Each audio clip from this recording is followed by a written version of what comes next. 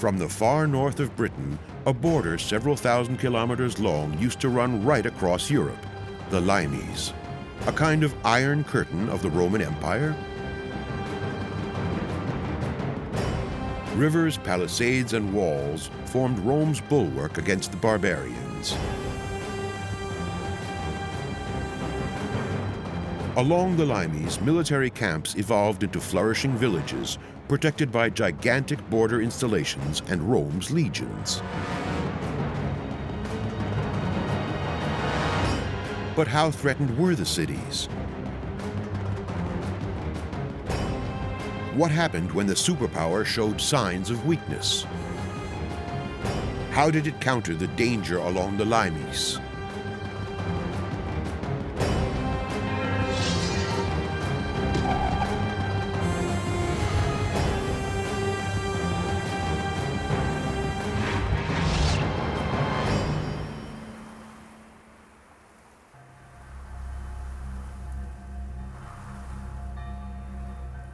The limes ran down there, separating the Roman Empire from the barbarians, the free Germanic peoples.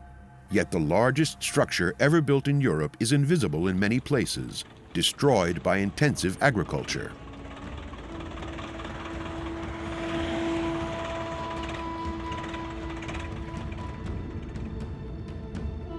How are scientists supposed to solve the mysteries of the limes after almost 2,000 years when it doesn't exist anymore?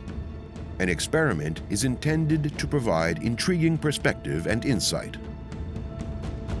Where old field maps list towers, where elevations of the ground imply foundations, bales of straw are being piled up. Imaginary watchtowers on the limes.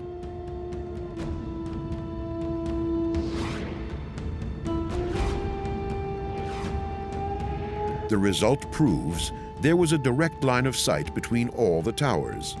That way, signals could be relayed at lightning speed.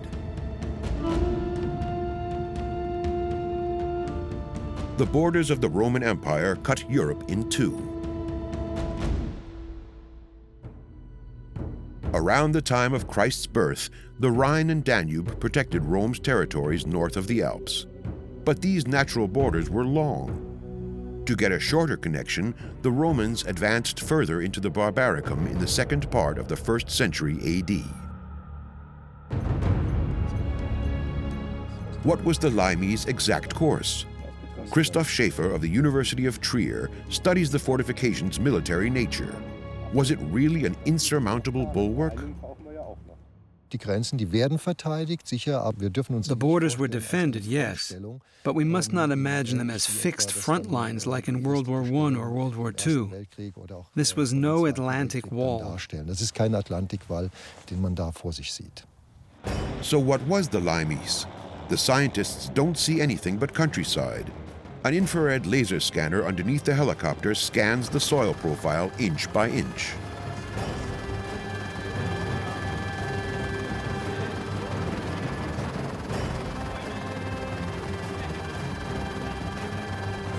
The scanner looks across fields and forests. The scientists hope the device will discover the invisible limes even deep in the woods.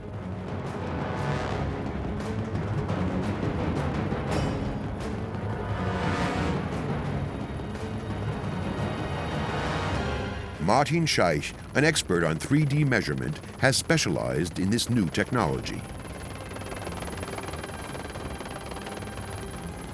The plan seems to work. A straight line is visible in the middle of the scanned strip. The border of the Roman Empire, right through the middle of Germany. Evaluation in the hangar. Schäfer is intrigued. The forest has simply been subtracted. Rampart and ditch are clearly recognizable and calibrated to an inch. A square structure captures the historian's attention. A watchtower, probably from the first expansion phase of the limes, limites in plural, meaning swaths. Patrolled pathways stood at the beginning of the control zone that features a mysterious peculiarity in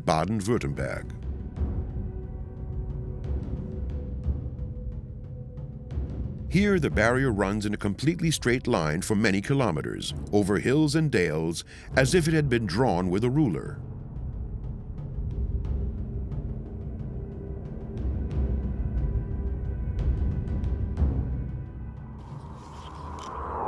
"8 in the morning, 3 degrees Fahrenheit. The start of work for prospective land surveyors from the Stuttgart Technology University for Applied Sciences." Machst du einen Reflektorstab dann noch ein bisschen höher? Project supervisor Siegfried Schenk explains the reason behind this effort. The Romans drew the limes straight as an arrow across the landscape. As geodesists, we are of course interested in establishing how straight it actually is. A difficult task for the students because the ancient fortifications' point of reference is unclear. Is it the middle of the ditch? Is it the original foundations of the towers? Or the remains of the original rampart?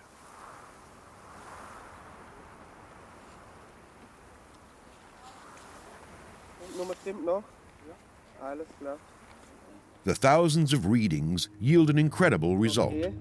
Over a distance of 50 kilometers, the limes deviates only 90 centimeters from the ideal line, based on the middle of the ditch.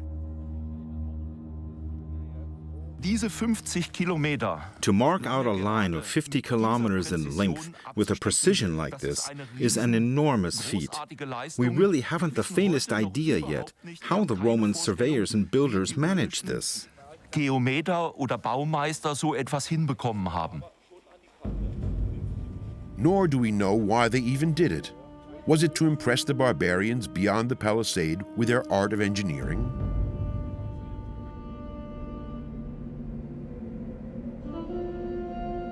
Strategically, this masterpiece is senseless as it made no use of topography. The straight line must have been a demonstration of knowledge and thereby power.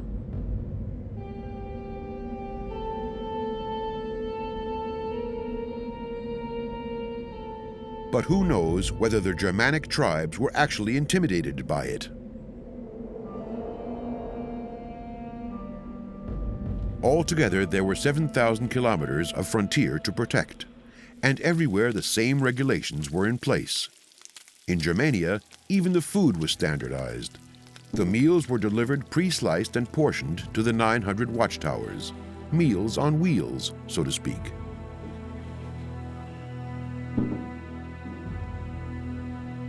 Out there was the cold, harsh land Roman authors gave account of with a shudder, populated by wild animals and uncivilized barbarians.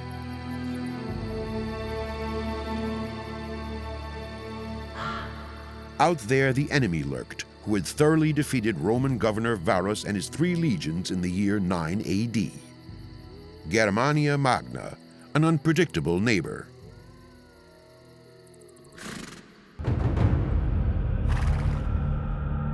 Roman troops were deployed in the area behind the boundary wall. Why not directly at the limes?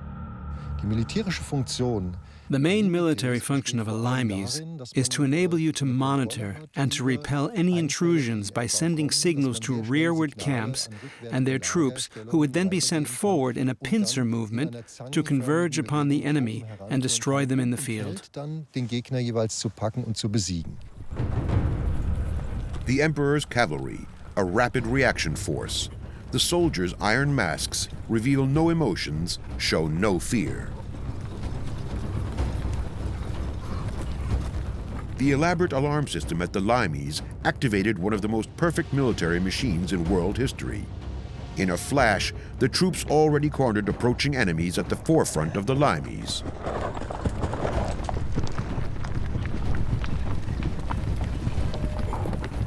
Provided that there were enough soldiers deployed in the area.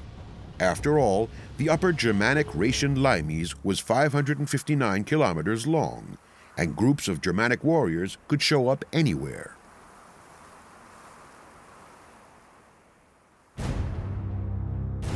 The Romans built 60 forts along the border. One particularly impressive fort was located at today's Aalen, the greatest cavalry fort north of the Alps.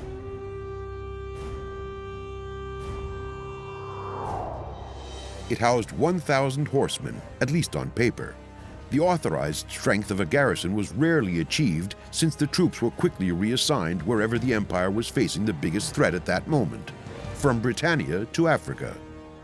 The budgetary situation was important as well. How much border protection was the emperor able to afford?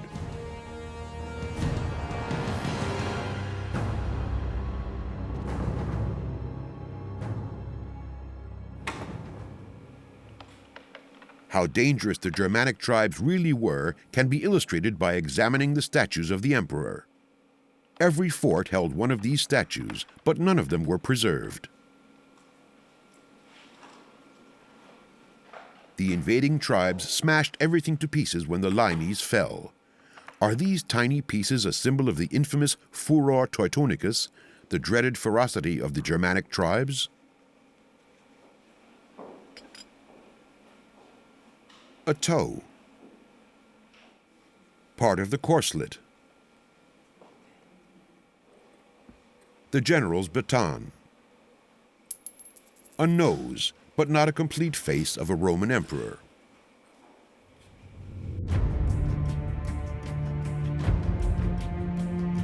How well did the limes protect the province of Raetia, the fertile floodplain of the Danube?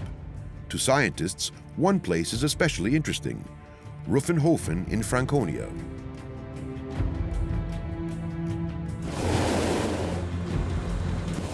Long before sunrise, Joachim Vogt's team gets ready. Early mornings provide the best conditions for a ride in the airship.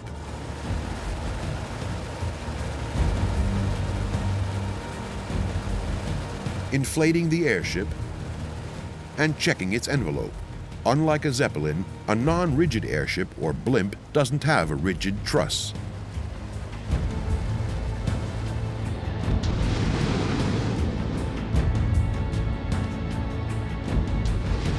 Takeoff. The inflatable airship is flying along the limes slowly and at low altitude.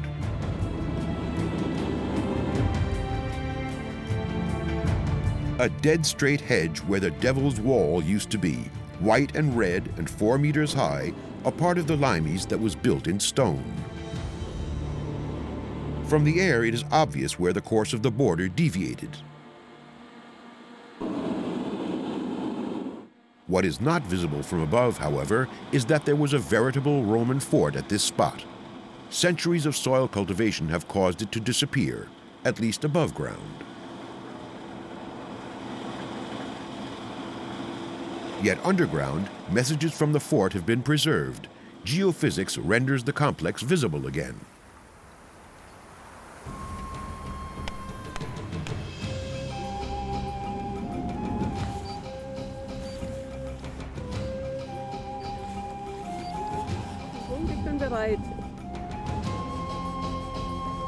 The area has never been built over, a lucky stroke in densely populated Germany.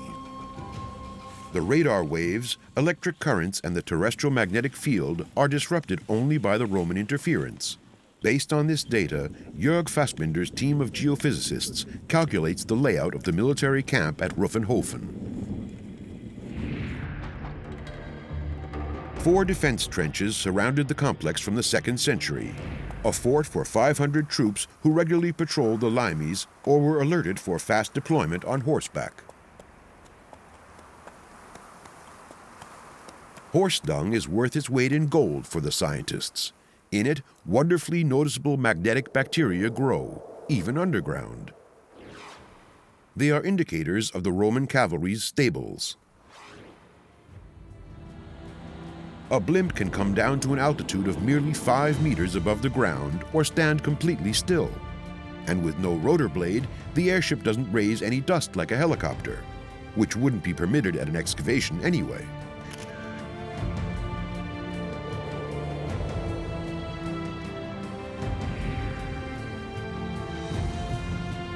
It is easy to recognize that the church has been built in the middle of a Roman fortlet. Discoveries without a spade.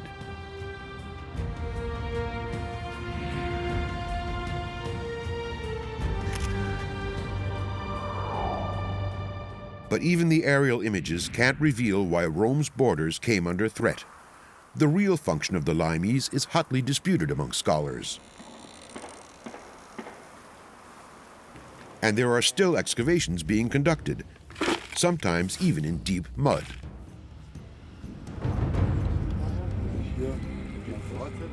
A drained pond that was used to breed carp offers the archaeologists a unique opportunity. Moisture preserves organic matter.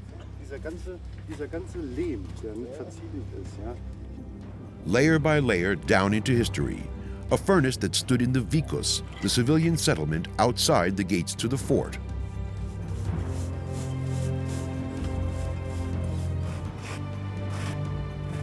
Shards of glass. So luxury reached Dambach at the foot of the Hesselberg mountain in Middle Franconia as well. At first designed as a small, numerous fort, it was later expanded into a cohort fort. Was the threat at the Limeys growing?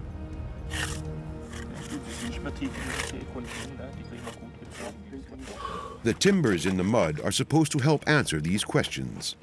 Timber poles were rammed into the earth that was already swampy back then to serve as a foundation for the fortifications.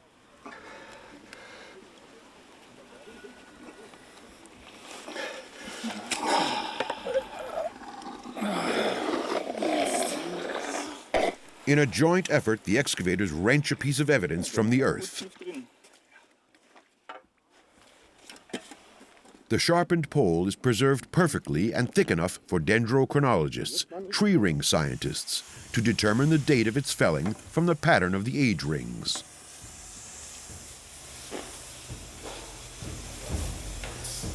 Carefully cleaned and cut into slices, the surface of the biological calendar is evenly dissected with a razor.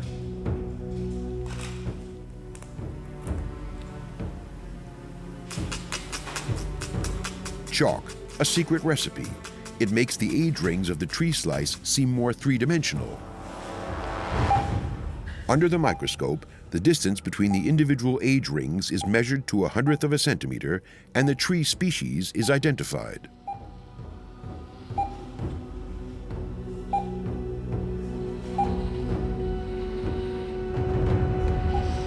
The different distances result in a pattern that is compared to a tree ring calendar going back 12,000 years. If the patterns coincide, the scientists know exactly, to the year, when the tree was felled. In 182 AD, the oak tree was felled and presumably rammed into the swamp of Dambach soon after.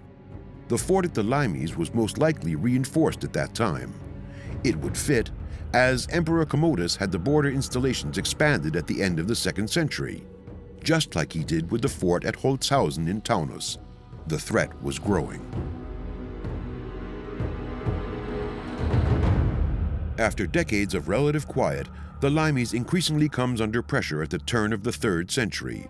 In Weissenburg in Middle Franconia, archaeologists have found signs for the Romans' growing uncertainty as well. Schaefer is discussing the virtual reconstruction of the fort with Sebastian Sommer, head of the Bavarian Office for Archaeological Monument Conservation, and his staff member, Robert Frank. The height of the buildings is unusual, room for stockpiling. Well-stocked granaries were crucial to a successful campaign and during a siege by Germanic tribes.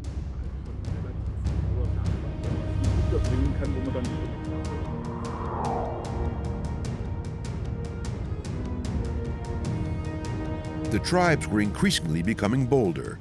More and more often, groups would cross the border. Ever-growing waves of invaders were surging against the Limeys. The temple servants in Weissenburg panicked too.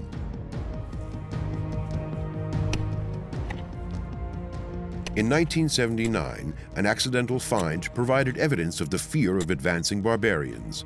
Only 70 meters from the Therme, a man wants to dig an asparagus bed and strikes metal while pronging.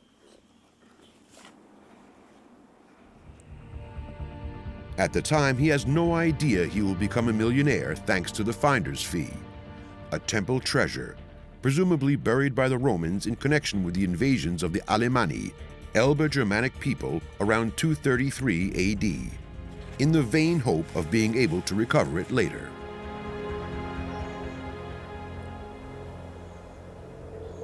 Precious figurines, Mercury, messenger of the gods. Juno, and Jupiter, the major gods. Mars, the god of war, a Mercury with a Celtic neck ring, and another one with a caduceus, Apollo with a lyre. None of them could protect the Limes, not even Venus and Victoria. How could they bury their goddess of victory?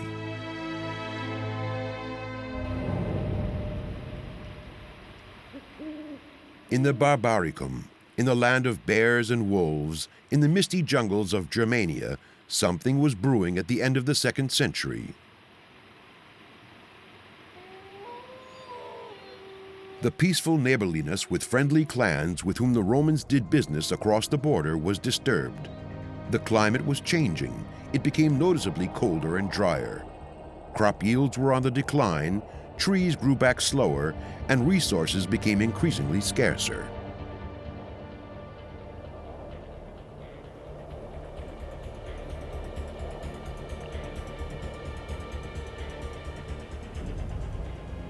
Every severe winter intensified the hardship in the thatched huts.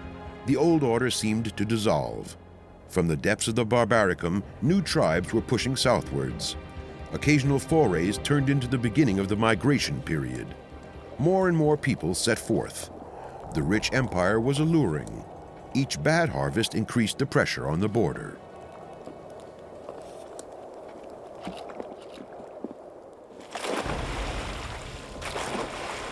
Now the rear troops were called upon, as well as the warships of the inland fleet.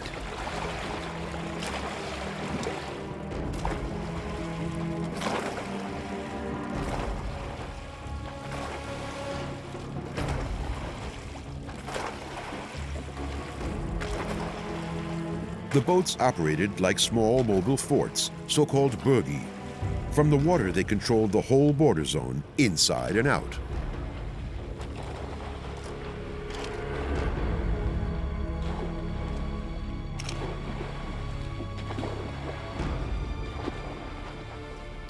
The strength of these floating weapon systems, they were rowed by soldiers.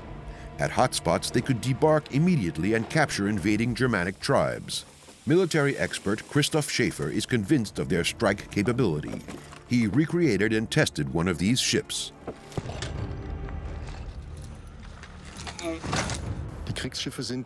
These vessels were more than small burgi. They were highly efficient and agile. Apart from using them to patrol and monitor the border, you could employ them in landings and offensive operations to attack the enemy from the rear.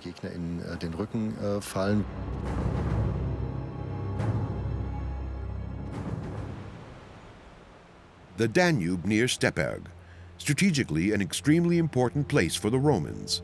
They are said to have built a bridge with 20 piers and a total length of more than 500 meters. Underwater archaeologists are trying to find evidence of it.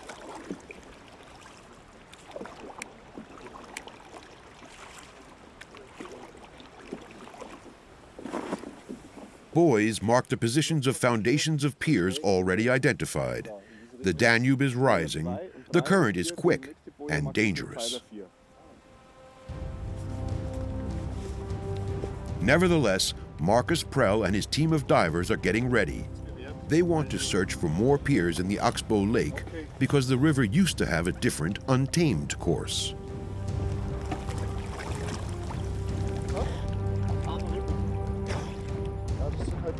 Historian Schäfer is anxious to see whether they can locate more remains. There is no precise description of this engineering feat in Roman literature.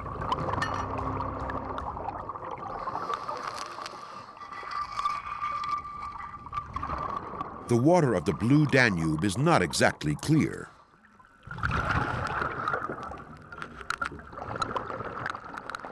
Still, the divers do find strong timber piles. Are these the foundation piles of the main bridge? But why are there no stones? Until now, historians have assumed that there were stone foundations. Underwater, they take samples of the wood. In the dendrochronological lab, they reveal when the enormous bridging took place, in the middle of the 2nd century. at the exact same time when the provinces along the Danube were expanded.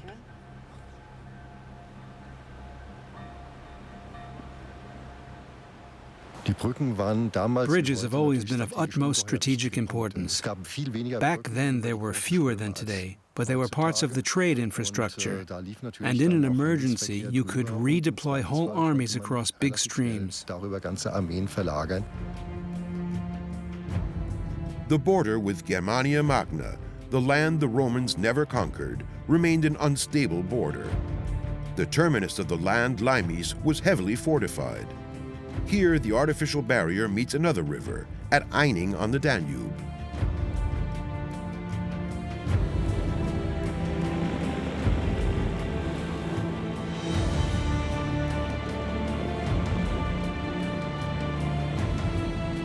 The river forms the so-called wet Limes from here on to the Black Sea.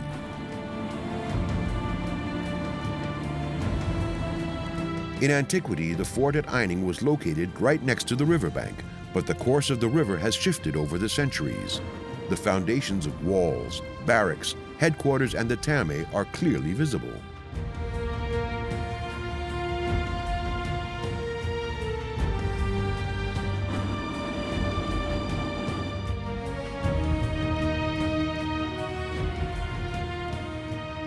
But the archaeologists learn even more. In the Marcomannic Wars around 170 AD, the fort was destroyed, the wet border overrun. The entire province of Raetia slipped from Roman control for a while.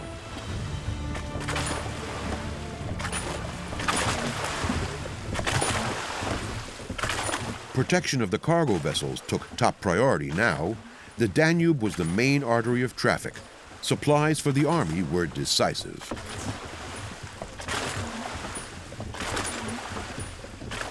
Nature, wild and unruly, posed a threat on the empire's outer edges as well.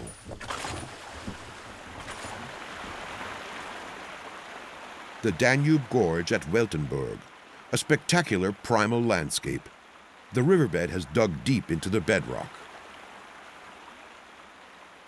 The rapids and shallows of the narrow passage are visible to the naked eye.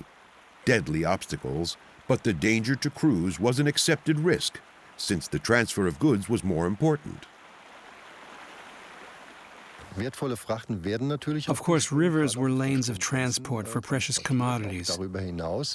Since they often also constituted borders, any troops which operated in enemy country could be supplied via the waterways.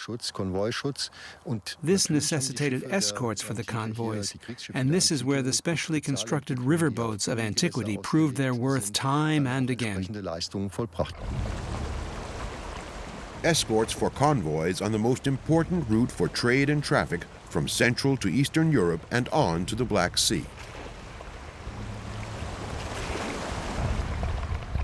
Along the way, the Imperial Navy did not only have to brave treacherous currents and pass steep cliffs. No one knows how many ships were shattered to pieces on this rock. There were tempting destinations as well. The luxurious city of Carnuntum on the high banks of the Danube in today's Lower Austria promised southern dolce vita. Carnuntum is one of the best researched Roman cities at the Limes. Archaeologists encounter traces from 5 centuries.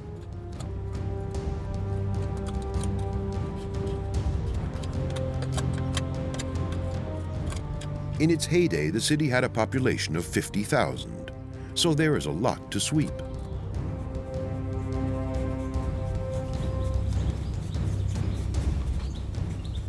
Around 6 AD, the future Emperor Tiberius set up winter camp in Carnuntum and went to war with the Marcomanni under King Maroboduus. 3 years later, Maroboduus passed Varus's head on to Rome. It had been sent to him by Arminius as a sign of his victory. It was proof of his loyalty to the alliance.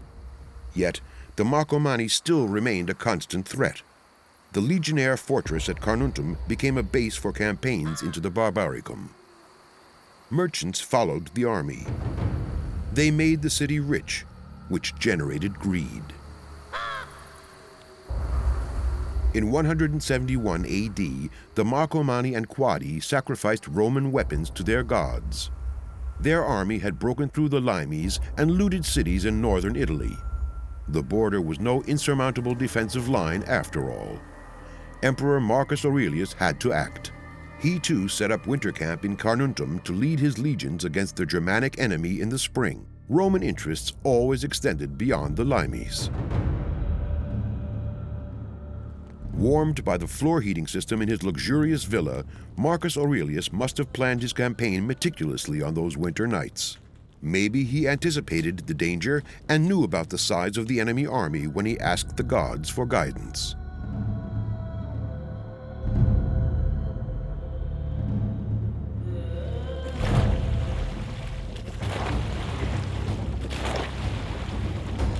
After the thaw, the empire struck back. The Roman army rode north on the Morava River, which joins the Danube opposite Carnuntum, deep into the heartland of the Marcomanni, today's Moravia.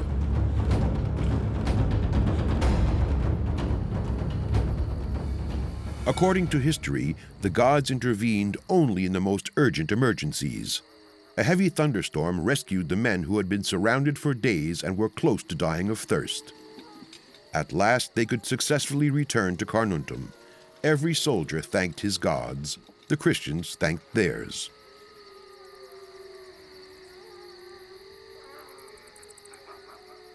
The victory was celebrated extensively in the amphitheater with bloody games. They required an impressive number of prisoners and wild animals.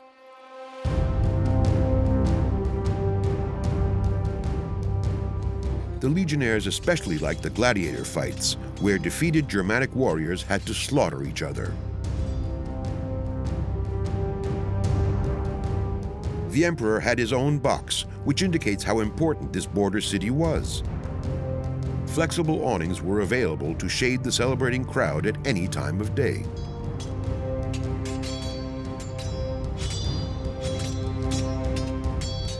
The Roman way of life had prevailed once again.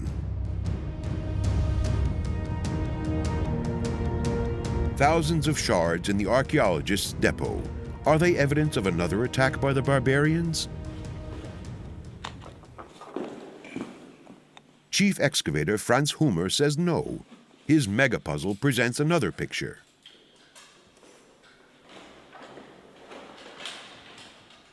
The fragments are from the colorful wall frieze from a wealthy merchant's villa. Its walls were made of shiny marble, just like the ones discovered in Pompeii.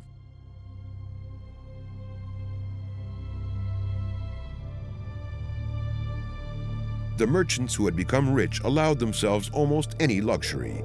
Their wife's jewelry was quite impressive.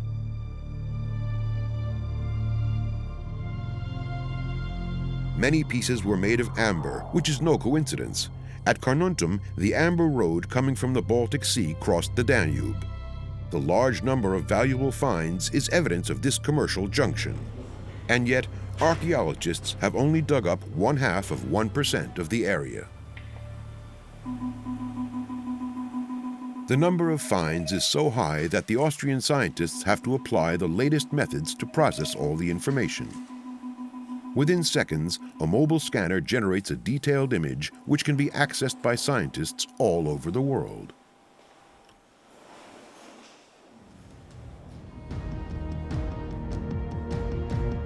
While the border was overrun around 260 AD and the Romans retreated behind the Rhine and the Danube, Carnuntum first perished slowly in the 4th century. Other border cities fared better.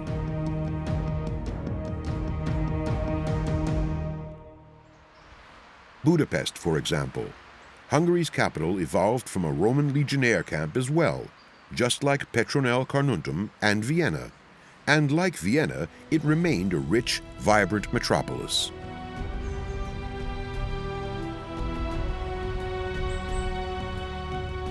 Rome's empire in Europe extended all the way to the Black Sea. At Constanza, which was called Tomis in antiquity, the European part of the Limes ended. The statue of the Roman poet Ovid is a symbol of Roman civilization at its eastern limit. A victory monument for Emperor Trajan shows that the Romans enforced their rule by force of arms. His army numbered more than 100,000 men.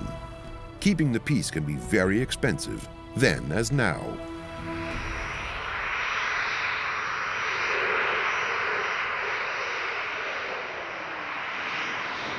In 1999, NATO tornadoes over Kosovo.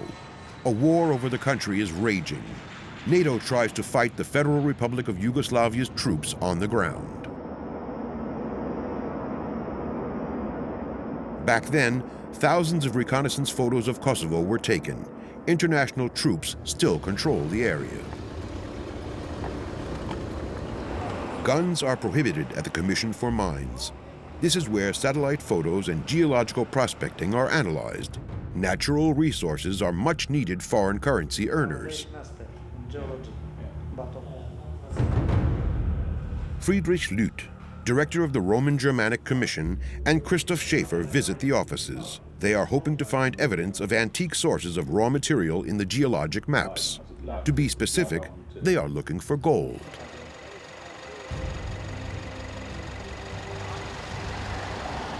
Unfortunately, the people at the Commission for Mines could only offer hints. The archaeologists have to find the Romans' gold mines themselves. They drive on remote roads towards the Serbian border. It is not a particularly safe trip for Lüth and his team of Germans and Kosovans. Slag, a first trace. Ore was once smelted here, and until a few years ago, there was fierce fighting as the bullet holes reveal.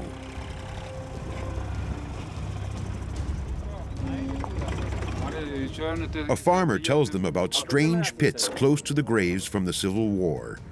A search in the shadows of one of the cruelest wars in recent history.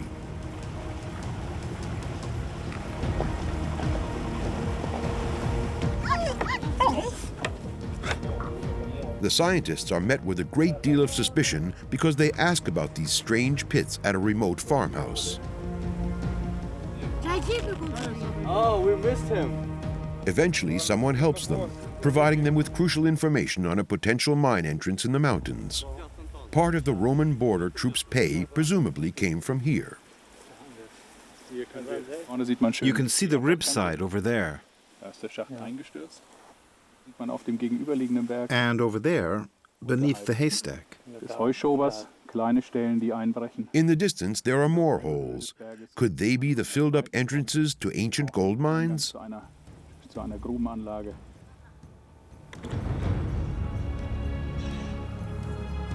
Foundations lie at the foot of the mountains.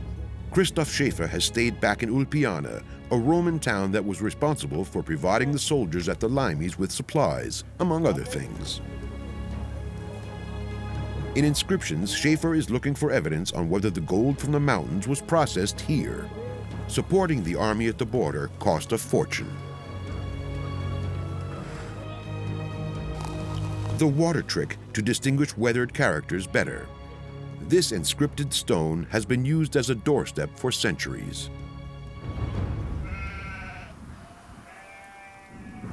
Back in the mountains, the search for gold mines continues. After some persuasion, a local has been won over as a guide. A steep ascent leads to a first solid success, the entrance to a shaft. 10, 20 Meter? Ja. Ja, das sind die Spuren des frühen Bergbaus hier in Kosovo.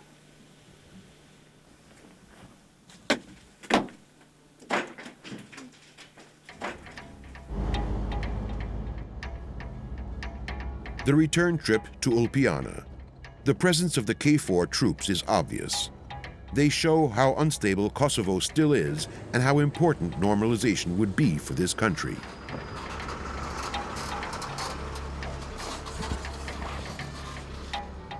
One way to achieve it would be by resuming science and research. The German archaeologists are breaking new ground in Kosovo, just like their French colleagues who are digging next door in Ulpiana. Archaeology as a bridge builder. Kosovans, French, and Germans are digging up their shared history.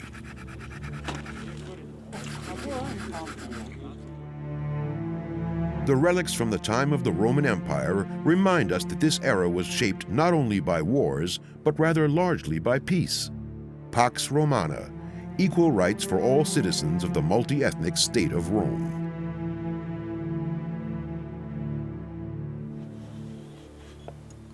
Archaeologists from the Roman Germanic Commission carrying out precision work.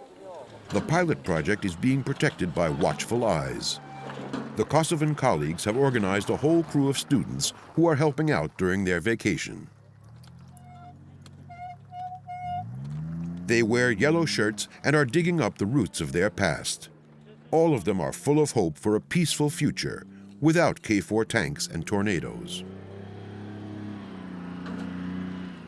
We all know the recent history of Kosovo and of former Yugoslavia, so the importance of integration is obvious. Therefore, we welcome this initiative to bring young people from all over the Balkans together, a generation of students developing a common understanding for a common heritage will be the basis for a peaceful Europe.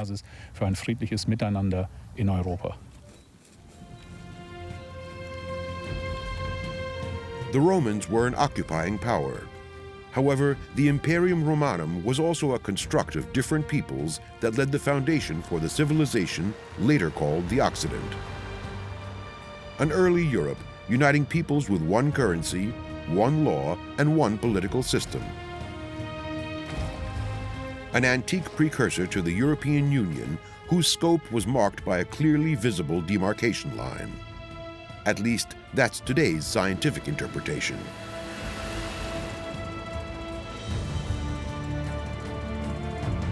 The Limes was not a rigid bulwark, no iron curtain with a death strip.